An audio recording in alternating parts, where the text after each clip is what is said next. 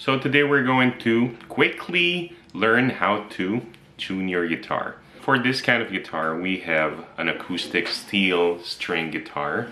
It's a Takamine, and it's from a friend of mine. And it so happens to have this thing here, that is called a preamp. Okay, it has a volume, it has this faders, which shows the bass, the middle, and the treble tones. And we have a tuner. If you press on that tuning button, it will activate the tuner. And now you can simply and quickly tune your strings. But first, let's review the letters and the number names of your strings.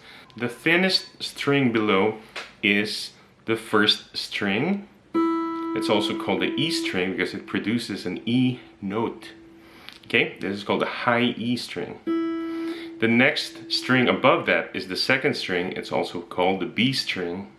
And the next string above that is the third string. It's called the G string. The next string above that is called the fourth string and the D string. And the string above that is called the fifth string. It's also called an A string because it produces an A note. And the thickest string above is also called the E string, but it's the sixth string. There you go. So, recap: first, second, third, fourth, fifth, and sixth. It goes up.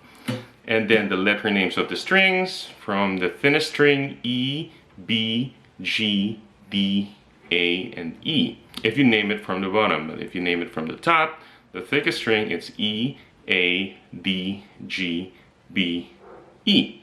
Sometimes we can memorize the string names, letter names, by Eddie, 8, Dynamite, Good by Eddie. Next are the tuning knobs. How do we find out which string is attached to each tuning knob? Well, simply you can just follow the string. For example, the first string. You can just follow it with your fingers. And there you go. It touches, it ends, and it connects here on this knob here. And then this is what you turn clockwise and counterclockwise. Okay. For the second string, you can just follow the string again with your finger.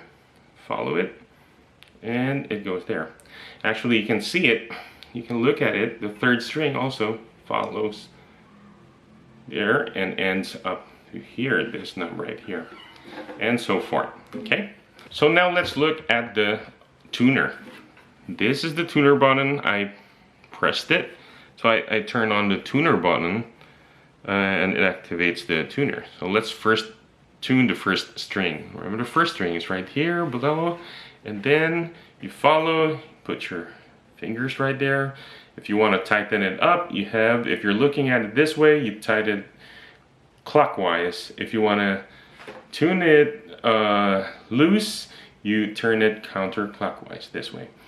Now if I pluck this first string, it'll show an E, letter E, but there are like arrows on the left and on the right.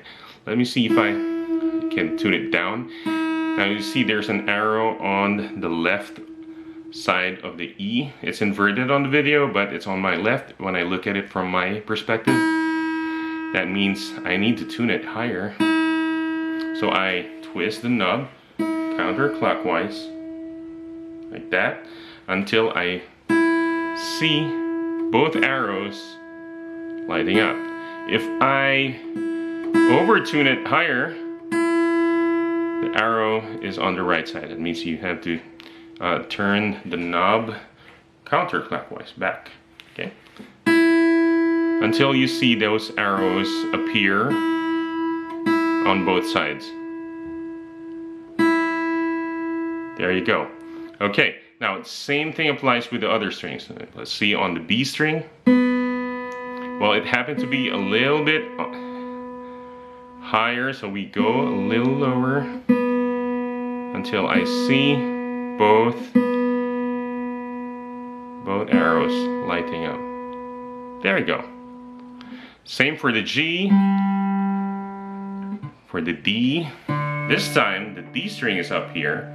Okay, if you follow the string going up, D string, and it reaches this area right here. Okay, this is the spot for the D. That means this is the tuning knob for the D string. So you just rotate it, same thing. When you see both arrows, that means it's already in tune. Okay, A and E.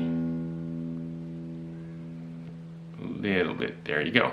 Now after tuning it, try a chord. I suggest using maybe an E chord, an open E chord, or an open G chord.